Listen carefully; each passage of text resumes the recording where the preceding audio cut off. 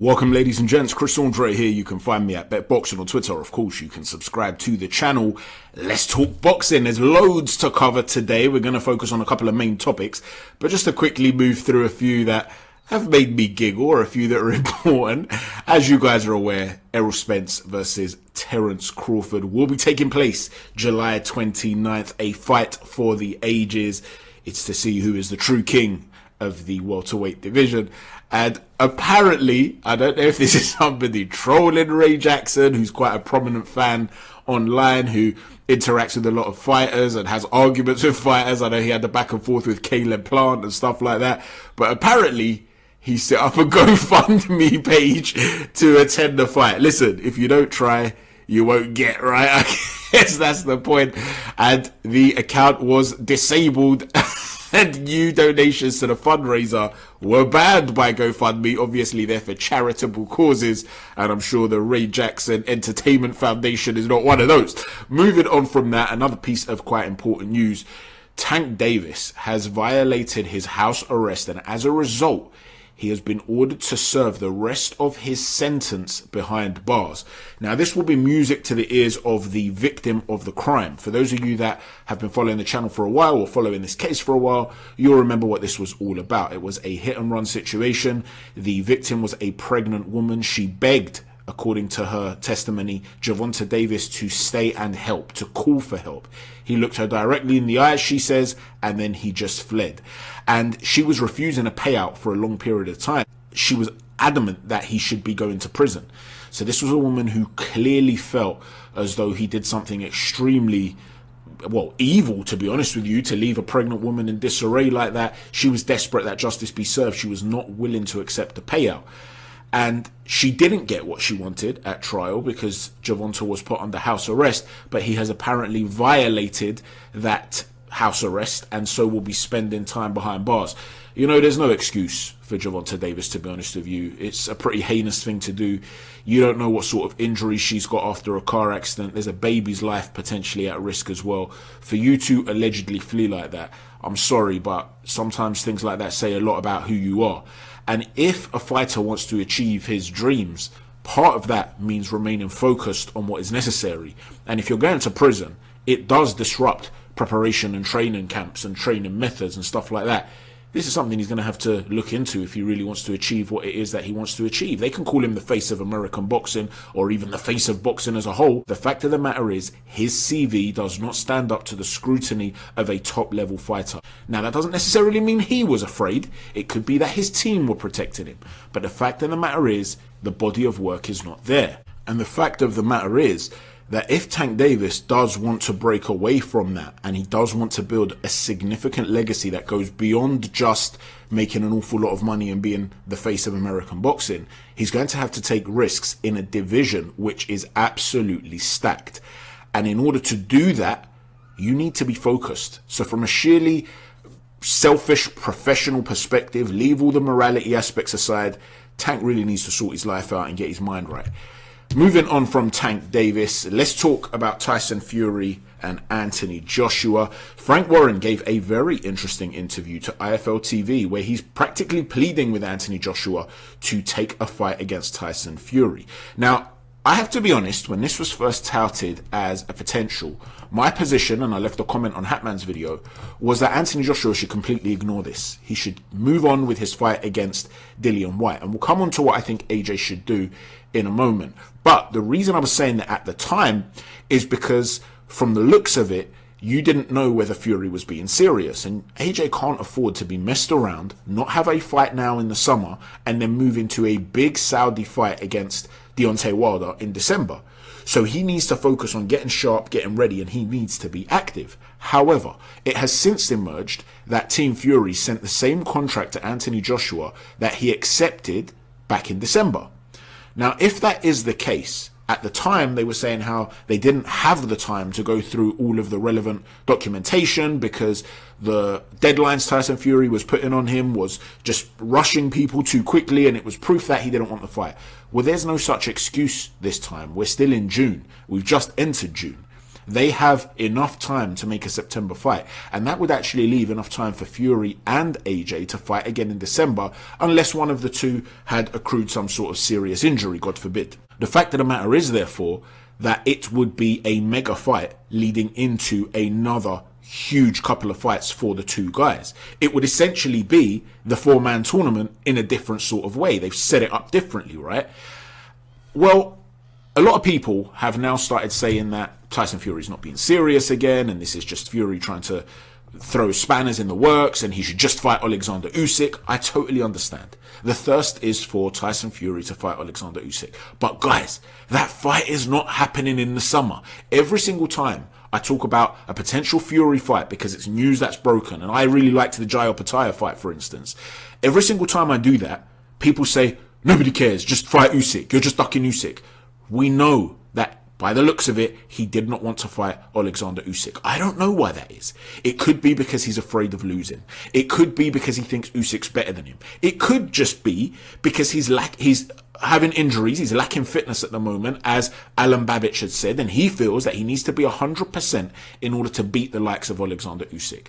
And he doesn't want to talk about those injuries publicly, and he wants to continue this persona of this guy's just a middleweight, he's not a threat to me, and so on and so forth. I don't know what his reasoning is. But as I've said on many occasions, it does not look like he wanted that fight during the negotiation periods. Now, in the meantime, he's the heavyweight champion of the world. Of course, so is Alexander Usyk. They both have to fight somebody. Well, if he's going to fight Anthony Joshua, is that not a fight you really want to see? So why do people instantly then dismiss it and say, well, fight Usyk or you're ducking Usyk? Yes, we get that. He has to fight Usyk, preferably by the end of the year. Otherwise, I agree with you, it will look like a terrible, terrible duck, and history will not forgive him for it. But in the meantime, an Anthony Joshua fight is massive. And if he was to fight AJ now and fight Usyk in December, that would be an incredible year's worth of work.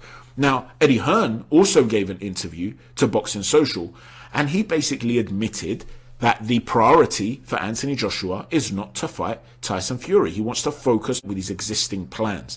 So this idea now that we're seeing on social media again, that Fury's not serious about fighting Anthony Joshua, well, that doesn't stand up to scrutiny anymore. Like I said, that was my position a week ago. But since they've sent a clear contract that was accepted in the past, it would be a PR disaster. If AJ was to accept now, what's Fury going to do? How can he possibly pull out without it being a PR disaster? He would have avoided Usyk, he would have avoided AJ. So based on that logic, he's clearly serious about fighting Anthony Joshua. It's AJ that doesn't want to take the fight at the moment, or Team AJ. And I'm not critical of Anthony Joshua for that. If I was in Team AJ, I would be saying, Anthony, the time's not right. You need to work longer with Derek James. We need to rebuild certain aspects of your game. We'll take Tyson Fury down the line. That would be the advice I'm giving. So I'm not critical of AJ if he doesn't take this fight. But what I find baffling is how people are spinning this to somehow be a criticism of Tyson Fury. How can you be critical of him in this specific instance? As Dev Sani says here, the people who were saying Fury doesn't really want to fight Joshua and is secretly scared of him are now the same people saying Fury is desperate to fight Joshua and AJ doesn't need him. The mental gymnastics to not see this fight from some fans are extraordinary, and I get what it is that he's saying.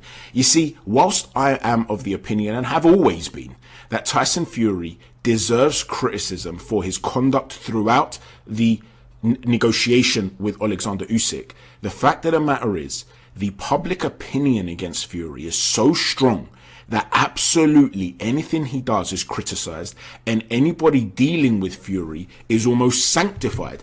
You know, for instance, Tyson Fury was accused of being too greedy, of being all about the money, despite the fact that he'd spoken about not being interested in money and giving his money away to the homeless, and that he'd fight Anthony Joshua for free, for the fans.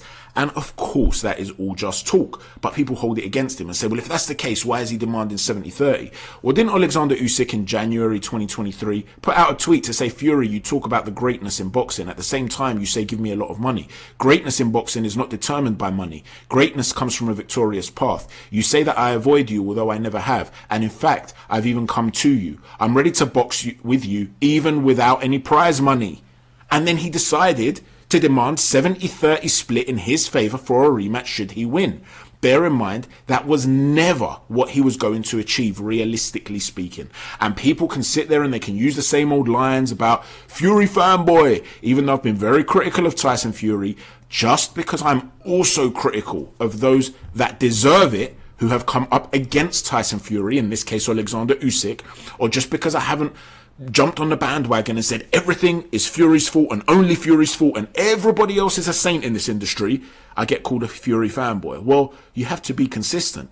By the same token, another excuse we're hearing at the moment regarding this whole Anthony Joshua potential fight is that Tyson Fury's mentioning new fighters every single day. So what? I was very keen, like I said, on the Opataya fight. I was not very keen on the Dempsey-McKean fight.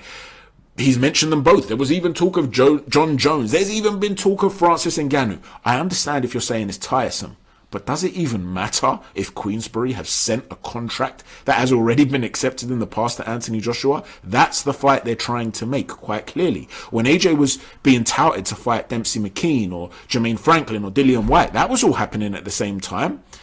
Does that mean that because of that we can't take it seriously? Often names are put out there to gauge public opinion or to take away the limelight from another particular fight and things like that. That is what we've seen with regards to Tyson Fury. And it could be that he is just trying to muddy the waters and avoid fighting Alexander Usyk. I've never ever said he is not looking as though he wants to duck that fight. For whatever reason, he did not seem keen on making it. But like I said, be consistent. Don't just assume because someone is clearly wrong in one area that you have to criticize every single little thing they do. If we're not going to see Fury Usyk in the summer, which we're not because Usyk is going to fight Daniel Dubois, don't you want to see Tyson Fury against Anthony Joshua? Now, you may be a very big fan of AJ's and you might agree with what I was saying before about you don't want him to take that fight right now. He's not quite ready for it. There's nothing wrong with admitting that. That's not you attacking Anthony Joshua. But if he's not then going to fight Anthony Joshua, there's even been talk since then about Jarrell Miller, the Gypsy King versus Big Baby. He's come out, he's been trash talking like he normally does, and Tyson Fury put out an Instagram story where he's putting thinking emojis. Again, he's gauging public opinion, and again, people are angry. What is it you want? Do you just never want to see this guy fight again? It makes no sense. The fight with Usyk is not happening until the earliest December, if it happens then. And of course, if it doesn't, we can be critical. But in the meantime, Tyson Fury against Big Baby Miller, that's also a fight I'd like to see. Jarrell Miller's a guy who has a very good chin, he's very durable, and he keeps bringing the heat. Can Tyson Fury, who doesn't move like he used to, be able to deal with that heat? I don't know. I think he would be able to, but it's an interesting fight. Let me know what you think, ladies and gents. But for goodness sake, try and be consistent. But needless to say, I'm probably going to be getting the "you're a Fury fanboy" comments again. Moving on from that, there is the return of ferocious George Kambosos. He's going to be fighting Maxi Hughes in Oklahoma on July 22nd. You know, I was surprised when this fight was announced because Maxi Hughes is one of those guys who's in the Who Needs Him club. He's underrated. Just look at his run of form. This is a guy that beat Kid Galahad, a very highly rated technical boxer. He beat Ryan Walsh. He beat Straffon. He beat Paul Highland before that. He beat the undefeated Kotojigov. He beat John O'Carroll. Yeah, he's not an elite level guy in this very, very strong lightweight division, but he also doesn't offer a significant reward. And the bookies have only opened up to Kambosos being an 11-4 on favourite. So even the bookies realise this is a difficult fight for George Kambosos. And I have to say, man, I respect him. He's always looking to take on big challenges. He seems to want that smoke from everyone. Even when Shakur Stevenson was calling him out, he was saying, look, I'm on holiday. I fought hard for a year. When I come back, I'm going to take one fight. And then I'll look to fight you towards the end of the year. And what's he gone and done? He's gone and signed with Top Rank. So his view could be to try and take on Shakur Stevenson at the end of the year when nobody else wants that smoke. You have to put a lot of respect on Kambosos' name. And this is a fight I'm really looking forward to. But can he get through it? Can Maxi Hughes cause an upset here? Kambosos has, of course, moved away from his long-time trainer. He's made a lot of money now. Is the hunger still there? Let me know what you think. Let me know what you think, ladies and gents, about all the things we've spoken about. Don't forget to hit a stiff jab on the like button, a right cross on the subscribe button, and an uppercut on the notifications button. Thanks for watching. Chat to you soon. Take care. God bless.